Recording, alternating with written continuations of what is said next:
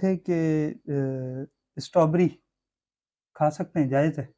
ہاں جائز ہے، کھا سکتے ہیں، دنیا کھا رہی ہے، ہم بھی کھا رہے نہیں، ہیں۔ وہ کچھ اس کی شکل اس طرح، وہ جو قرآن میں کچھ بتایا گیا ہے، کوئی پھل کیا بتائے گئے؟ زقوم شاید کچھ اس طرح، تو اسٹرابیری زقوم ہے؟ اس کا پھل اور اس کی جو ہے نا بناوٹ کچھ اس طرح۔ ایسی بات نہیں ہے، اچھا، یہ زقوم نہیں ہے۔ سوال آیا تھا۔ زقوم تو تھوڑ کے درخت ہے، اس میں کانٹے، اور وہ بہت کڑوا ہے، اس کی صفت بیان کی گئی ہے، جہنم لے جانے والی کتاب ہے نا، جی جی اس کے اندر بھی اور کتابوں کے اندر بھی، تفاسیر کے اندر بھی اس کا آپ کو معنی میں مل جائے گا، ترجمے کے اندر بھی۔